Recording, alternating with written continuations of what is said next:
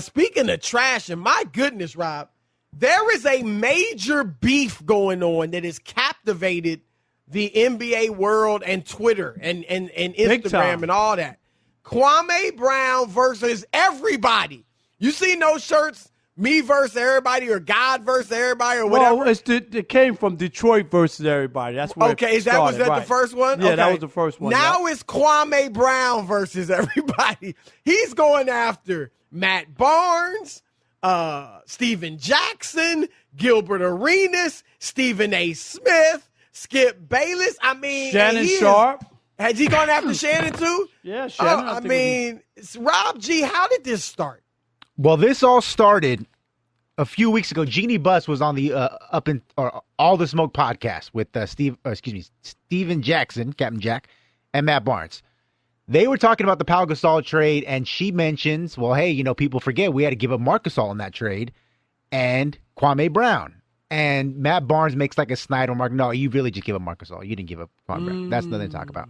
Well, the following week, I think maybe in the very next episode even, Gilbert Arenas is on there, and he starts talking about Kwame Brown. He goes into this long soliloquy about how Kwame Brown was very physically talented, but, lost his confidence. He said Michael Jordan. Yeah, Michael Jordan basically broke him. Yeah, right. And that's what happened.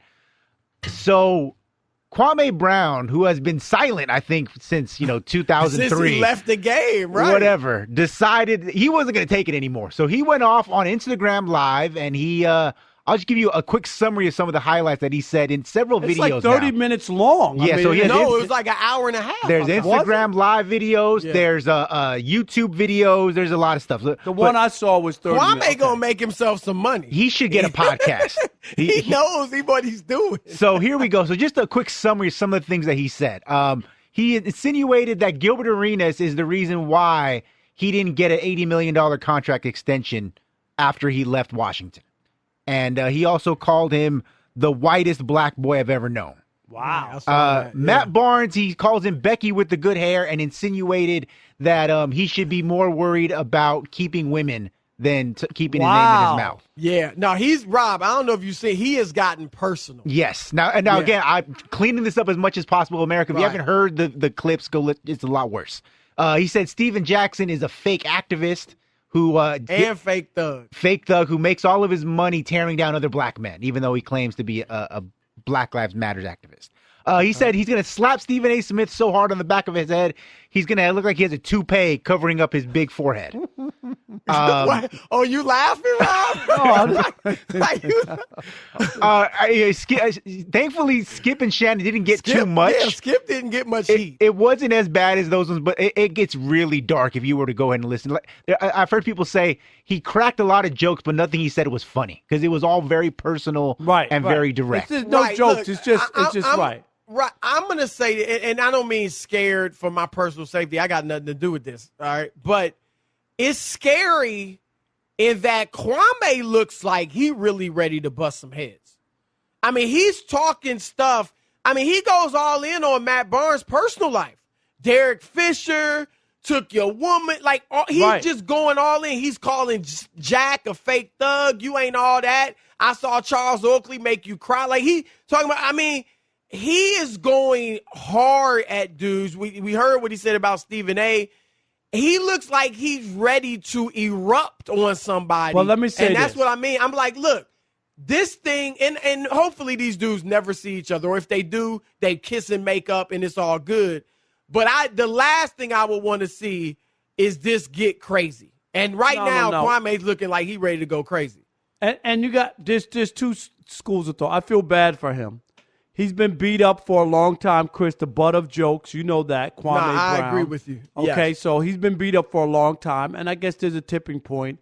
And remember, like players at one time, Chris, what was it? They were criticizing us when we said something, the writers or the analysts. Right. Now you got players who are now in these chairs. Now they got a problem with them, remember? Chris, remember Kendrick Perkins and Durant. Durant went after Perk. Right. It used to be about us because we didn't play. We're jealous of them, Chris, right? That's what they were saying. Now you got guys who played and know the ins and outs and putting stuff out there and ripping each other, and now they got a problem.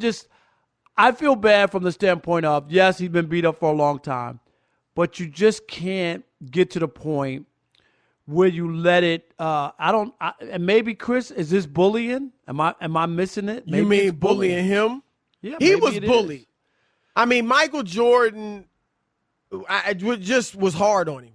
I don't. I want told to use you the this. word That's bullying, what but Jordan the was hard Pistons on said him. the same thing with Larry Brown. Did that to Darko.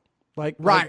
The same exact thing. And then Kwame goes to L.A. and he's got to deal with Kobe, Right. who was tough on guys. Who was another guy, right? Yeah. And we saw in The Last Dance, Jordan's mentality was, I'm going to make you, I'm going to test you, right, as a teammate.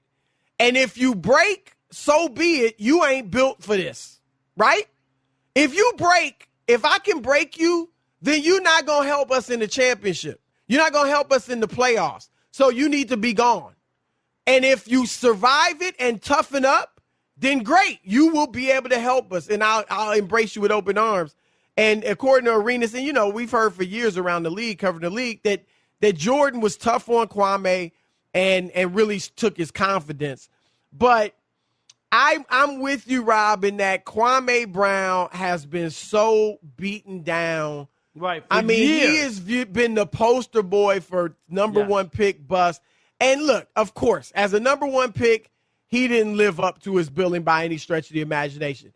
But he became a serviceable NBA player. He started, basically half his career, 6 points, 6.5 points, 5.5 rebounds for his career.